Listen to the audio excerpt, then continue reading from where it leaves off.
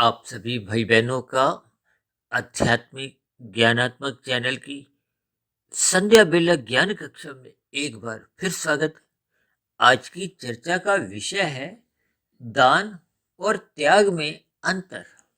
जैसा कि हमने देखिए दान शब्द को रंगीन रंग से दर्शाया है और रंगीन रंग से हम जो स्थितियों का बोध करवाते हैं उसका अभिप्राय संसार से होता है, रजोगुण से होता है।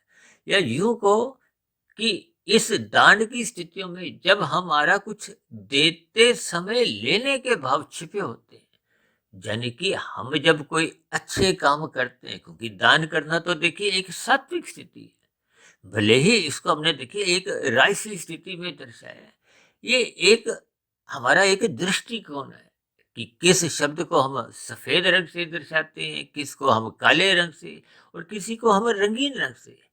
कभी कभी उस वीडियो विशेष में उस कहे गए शब्द का, दिखाए गए रंग का अलग अलग अर्थ भी होते हैं और कभी कभी कुछ भावार्थ भी अलग अलग उस वीडियो विशेष तक ही वो सीमित रहते हैं। तो इसलिए आज हमने देखिए दान शब्द को ही रंगीन रंग से इसलिए दर्शाया है कि इस स्थिति विशेष की तो देखिए शास्त्रों में ही बहुत अधिक प्रशंसा की गई है। ये एक सात्विक स्थिति है, लेकिन फिर भी हमने इसको आज सपेश दृष्टिकोण से, इसको रजोगुनी रंग से दर्शाया है। क्योंकि जब जब हम दान करते हैं, चाहे हम देखिए कबूतरों को दाना देते हैं, बाजरा देते हैं, चिड़ियों को कुछ अन्न देते हैं, यानी कि पक्षियों को, कीड़े मकोड़ों को, चाहे हम पेड़ पौधों को भी देखिए जल देते हैं, किसी भी प्रकार के देखिए हम अन्य जीवों के लिए जब हम कुछ परोपकार के कार्य करते हैं। भारत में तो देखिए गाय के प्रति बहुत ही एक पूजा भाव से कुछ ना कुछ भोजन देने का एक शास्त्रों में ही समझाया गया है, क्योंकि गाय एक सात्विक पशु कहा गया है। अब पशु तो देखिए हमें शब्दों के रूप में कहना पड़ता है, क्योंकि मनुष्य से तो नीचे की सभी जोनियां ही तामसी है। अब पशु हो, अब पशु में देखिए अब कुत्ते को तो तामसी कहा जाता है, अब घोड़े को राजसी कहा जाता है। इनके पीछे के अलग अलग भावार्थ हैं। अब कौवे को तामसी कहा जाता है, चिड़िया को राजसी कहा जाता है, तोते को भी राजसी कहा जाता है, कबूतर को सात्विक कहा जाता है। इसलिए आप देखते हो ना समाज में लोग गाय को भी चारा देते हैं। विभिन्न प्रकार की गाय के देखिए ऐसे कुछ स्थितियां बनी हुई है ना, गौशाला बनी हुई है। और कुछ गौशाला वाले तो अलग अलग लोगों के घरों से कुछ चंदा मांगने भी आते हैं। देखिए ये सभी स्थितियों के आपको में भावार्थ समझने होते हैं। और शास्त्रों में तो यहाँ तक भी कहा हुआ है कि आप अपनी जितनी भी शुद्ध कमाई करते हो उसका 10वां हिस्सा परोपकार के कार्यों में लगाना चाहिए, धर्म के कार्यों में लगाना चाहिए। ये धर्म को, परोपकार को, दान को हो, त्याग को, हालांकि देखिए दान और त्याग जैसा कि इनके रंगों में ही अंतर है। देखिए हम प्रत्येक वीडियो में कुछ ना कुछ एक लक्ष्य लेकर चलते हैं। आज हमारा लक्ष्य इतना ही है कि दान और त्याग में हम जो एक मूलभूत अंतर है, जैसा कि रंगों में ही अंतर है। ये दान एक हमने आज राशि स्थिति दर्शाई है, भले ही दान सात्विक है, लेकिन जब जब आपके हमारे मन के भीतर कुछ लेने की भी इच्छा रहती है तो वो एक सकामता रहती है।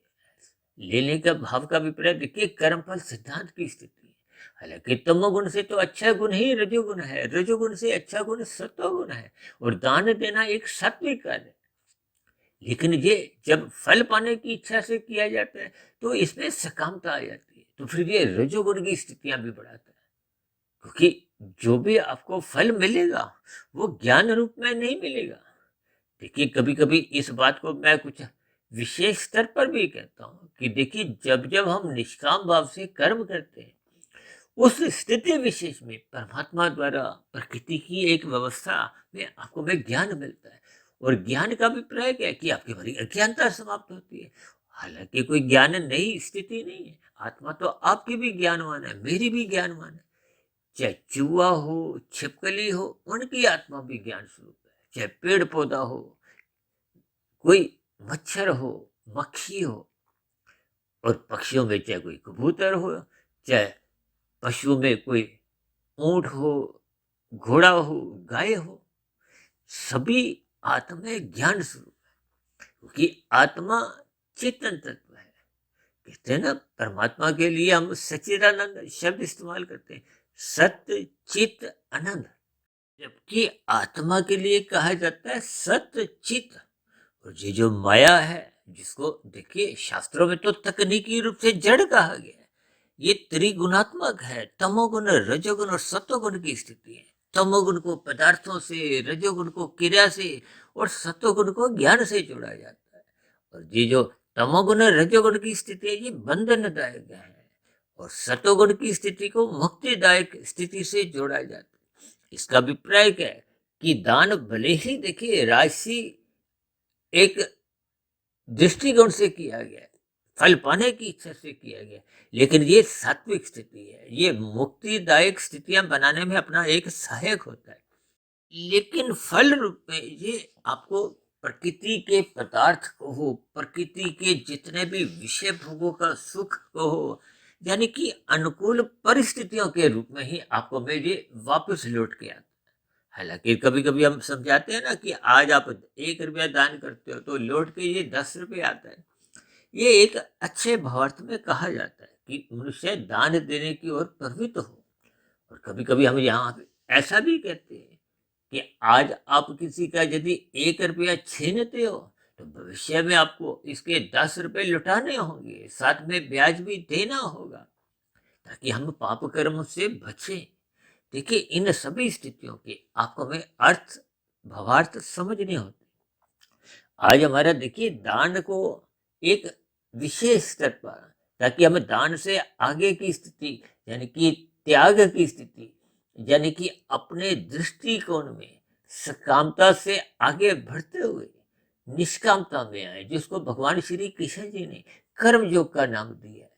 क्योंकि योग की स्थितियां तो तभी बनती है जब आपका परमात्मा को पाने का एक लक्ष्य बनता है। दूसरे सरल शब्दों में आप यूं को कि त्याग की स्थितियां आपके हमारे जीवन में जैसे जैसे बनती जाती है, हालांकि देखिए दान में ही जब सकामता बनी होगी तो वो दान तक ही सीमित रहेगा, और यदि दान में निष्कामता आ गई है तो वो एक त्याग की स्थितियां बन जाती है। तो फिर परमात्मा को पाने का कहो, आध्यात्मिक उन्नति के दरवाजे कर्म से खुलने लगते हैं। जबकि दान यदि सकाम भाव से ही किया गया है तो फिर उस स्थिति विशेष में, हालांकि देखिए दान की भी गीता में तो तामसी राशि और सात्विक स्थितियां समझाई गई। आज हमारा वो विषय नहीं है, क्योंकि जितनी भी संसार की स्थितियां हैं उन सभी स्थितियों में देखिए तामसी राशि और सात्विक स्थितियां होती हैं। अब तमोगुण से अच्छा रजोगुण कहा गया, रजोगुण से अच्छा सत्वगुण कहा गया, जिसको अक्सर हम 1, 10, 100 से संबोधित करते हैं। अब एक के सिक्के की कितनी वैल्यू है, 10 के सिक्के की और 100 के नोट की, आप स्वयं ही समझ सकते हो। और हम तो परमात्मा को देखिए 1000 से समझाते हैं, 100 से 10 गुना अधिक अच्छा। देखिए सत्वगुण से विशुद्ध सत्वगुण की स्थिति, उसको हम परमात्मा से जोड़ते हैं, आत्मा से भी आप जोड़ सकते हो, मायातीत महापुरुषों से भी जोड़ सकते हो। यानी कि माया से जब स्थिति अलग हो जाती है उसको हम विशुद्ध सत्वगुण कहते हैं। क्योंकि माया का सत्वगुण का अभिप्राय सत्वगुण प्रधान है, रजोगुण गौण है और तमोगुण अति गौण है, इसलिए इस स्थिति विशेष को अच्छा माना गया। और ये जो हम प्रतिदिन कहते हैं ना ब्रह्म मुहूर्त में उठो, ये उस सत्वगुण में भी देखिए एक शुद्धतम स्थिति है। हालांकि देखिए माया में विशुद्ध सत्वगुणी स्थितियां नहीं होती, लेकिन सफेद दृष्टिकोण से। और हम तो देखिए चाहे प्रतिदिन सुबह शाम की ये जो वीडियो हम तैयार करते हैं, चाहे ब्रेकिंग आध्यात्मिक न्यूज ज्ञान कक्षा की वीडियो हो, चाहे प्रभु की वाणी फकीर की जुबानी हो, चाहे संध्या बेला ज्ञान कक्षा की वीडियो ये जो इस समय हम बना रहे हैं, चाहे ब्रह्म मुहूर्त ज्ञान उपदेश कक्षा की वीडियो, ये सभी वीडियो बनती केवल और केवल ब्रह्म मुहूर्त के समय विशेष में। क्योंकि परमात्मा के आशीर्वाद से मैं लगभग 1, 1:30, 2 बजे तक उठ जाता हूँ, तो फिर वो ब्रह्म मुहूर्त का समय 2 घंटे 40 मिनट का ना रह के वो 5 घंटे 6 घंटे 7 घंटे भी बन जाता है। तो इन सभी स्थितियों की आपको हमें भावार्थ समझने होते हैं। हालांकि दान और त्याग दोनों में ही देने की स्थिति है, जबकि संसार में देखिए राजसिक स्थिति को देने लेने की स्थितियों से भी जोड़ा जाता है। संसार में तो देखिए हम किसी को कभी कभी कुछ उपहार देते हैं, ब्याह शादियों में कहो, और आजकल तो देखिए दिवाली के पर्वों में भी कुछ ऐसी ही स्थितियां देखने को मिलती हैं। तो ये उपहार देना, भेंट देना, ये कभी कभी जो स्थितियां होती हैं, ये देते समय लेने की स्थितियां भी बनी होती हैं। तो ये दान की एक श्रेणियों में नहीं आती, ये एक व्यवहार की स्थितियां होती हैं। देखिए अब बात बीच में से खुली तो मैं आपको एक बात और समझाऊं। ये जो हमारी अब तक की जो 2110 12 15 जो वीडियो अब तक प्रसारित हो चुकी हैं, जिनको हम देखिए ज्ञान कक्षा का एक नाम देते हैं। ज्ञान कक्षा जो हमारी आरंभ हुई थी 27 अप्रैल 2019 को, जिसका ज्ञान कक्षा का प्रथम कक्षा का नाम था प्रभु की वाणी। वहां आप देखोगे ना कि वहां कक्षा नंबर 001 डला हुआ है। यानी कि ये कक्षाएं बढ़ते बढ़ते जो आज देखिए लगभग 2116 17 18 के आसपास हो चुकी है। इन सभी स्थितियों को हमने ज्ञान कक्षा का एक नाम दिया है। देखिए इन सभी स्थितियों पर हम अलग अलग प्रकाश तो डालते ही रहते हैं, लेकिन कुल मिलाकर इन सभी स्थितियों में आपको मैं दान और त्याग की स्थितियों के मूलभूत तकनीकी अंतर को ही समझना है, ताकि जैसे जैसे हम दान से त्याग की स्थितियों में आते हैं, देखिए जैसे ज्ञान के जैसे सीढ़ी के डंडे होते हैं, वैसे ज्ञान की कक्षाएं होती हैं। जैसे भौतिक ज्ञान लेते समय, भौतिक शिक्षा लेते समय हम पहली क्लास, दूसरी कक्षा, तीसरी, चौथी, पांचवी, ऐसे वो सीढ़ियां होती हैं। हम घरों में भी देखिए कोई पहली मंजिल पे रहता है, दूसरी मंजिल पे रहता है, तो हम सीढ़ियां एक बाई एक आगे चढ़ते हैं। तो इसी तरह ये हमारी ज्ञान कक्षाएं भी देखिए, ये बढ़ते बढ़ते परमात्मा के आशीर्वाद से, गुरुओं के आशीर्वाद से, आप भाई बहनों के सहयोग से ये लगभग 2110 12 15 हो चुकी है। इन सभी सात्विक स्थितियों को, इन सभी सात्विक वीडियो को आप क्रमबद्ध तरीके से जब चाहे सुन सकते हो यूट्यूब पर। इन सभी स्थितियों को हमने देखिए अलग अलग 7 प्ले लिस्ट में वर्गीकरण किया है। और दूसरी विशेष बात, इन सभी वीडियो में जो 2110-15 हो चुकी हैं, अब वीडियो के चित्र में देखोगे बाएं हाथ में कहीं ना कहीं सर्व कल्याण वृक्ष एक शब्द लिखा होता है। ये हमने देखी तकरीबन 15-17 साल पहले एक पुस्तक लिखी थी, प्रभु की वाणी फकीर की जबानी। उस पुस्तक के साथ ही हमने ये सर्व कल्याण वृक्ष के नाम से एक संस्था का एक स्थिति बनाई थी। और उसमें हमारा एक ही उद्देश्य था कि सभी जीवों को अन्न मिले और सभी मनुष्यों को ज्ञान मिले। देखिए इसका ये भी मतलब नहीं है कि मनुष्यों को देखिए अन्न नहीं मिले, या ये जो संसार में जो भंडारे की स्थितियां आप देखते हो, लेकिन मेरी मन में जो उस स्थिति विशेष में आया, क्योंकि आपको अभी जब तक ज्ञान नहीं होगा तो फिर हम परोपकार के कार्य करने में भी प्रेरित नहीं होते। इसलिए ज्ञान की ही विशेष महत्ता है। और ज्ञान का भी दूसरा अर्थ तो ये है कि आपके हमारी अज्ञानता समाप्त हो, क्योंकि ज्ञान स्वरूप तो आप भी हो, मैं भी हूँ, और सभी 84 लाख प्रकार की जोनियों की जितनी जीवात्मा है सभी ज्ञान स्वरूप है। ये आपका हमारा तकनीकी स्वरूप है, सत्य चित। लेकिन माया के तमोगुण रजोगुणों का संग अधिक होने के कारण ये आपका मेरा ज्ञान आवृत हो गया है, ढक गया है। जैसे देखिए बल्ब ट्यूब के ऊपर यदि आप काले रंग का कोई कपड़ा डाल देते हो तो प्रकाश ढक जाता है, और कोई पीले नीले रंग का कपड़ा डालते हो तो धुंधला प्रकाश आता है। ठीक इसी तरह तामसी राशि स्थितियों को आप समझ सकते हो। और जब ये तामसी राशि स्थितियां दोनों पर्दे हट जाएंगे तो प्रकाश अपनी मूल स्थिति में लौट आएगा। बल्ब हो, ट्यूब हो, आत्मा हो, देखिए इन शब्दों को आप ज्ञान पूर्वक समझते जाओ, ताकि आपके मेरे जीवन में ये दान से त्याग की स्थितियां बने, जो कि आपके मेरे जीवन की आध्यात्मिक उन्नति के दरवाजे क्रमशः खुलने लगते हैं। हम कर्म योग, ज्ञान योग, भक्ति योग में स्थित होते हुए अपने कार्यशील में जो जितनी अशुद्धियां हैं, बुरे संस्कार हैं, उनको क्रमशः समाप्त करने लगते हैं।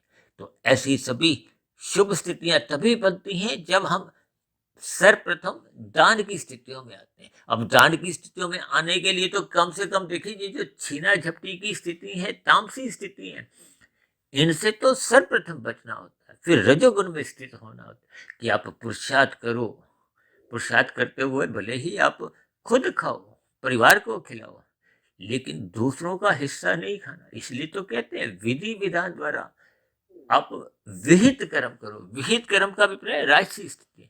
राजसी स्थिति का अभिप्राय देखिए जीरो की स्थिति से, खाया पिया बराबर, बचत नहीं है आपकी। सतोगुण में ये जो हम दान करते हैं ये आपकी हमारी कमाई है, ये पुनः लौट के आती है, लेकिन लौट के संसार के रूप में ही आती है। ज्ञान नहीं मिलता। और ज्ञान कब मिलता है? जब हम सत्संग करते हैं, आपकी हमारी अज्ञानता मिटती है और आपका हमारा जो पहले का ज्ञान था वो पुनः प्रकाशित होने लगता है। जैसे मानसून के दिनों में देखिए सूर्य के प्रकाश के आगे काले बादल आ जाते हैं। ये काले बादल ही आप तमोगुण और रजोगुण को क्रमशः समझ सकते हो। तो इन सभी स्थितियों पर देखिए परमात्मा ने मुझे जैसे जैसे कुछ प्रेरित किया। मैंने आज की वीडियो में कुछ दान और त्याग की स्थितियों पर अपना कुछ विचार रखे हैं। हालांकि ये सभी स्थितियां देखिए शास्त्र संगत ही हैं और मेरी तो सभी ज्ञान कक्षाओं में देखिए तर्क संगत स्थितियों पर ही एक विशेष प्रकाश डाला जाता है। कहीं कहीं कुछ मैं अपने व्यक्तिगत विचार रखते हुए कभी कभी वही मैं स्पष्टीकरण दे देता हूँ कि ये मेरा एक व्यक्तिगत विचार है। जैसे ये हमने देखिए 1, 10, 100, 1000 का जो एक महासूत्र बना रखा है, जिसके ऊपर मेरी ये सभी के सभी 2110-15 वीडियो जो अब तक प्रसारित हुई हैं वो उसी पे ही आधारित है और ये तर्क संगत है।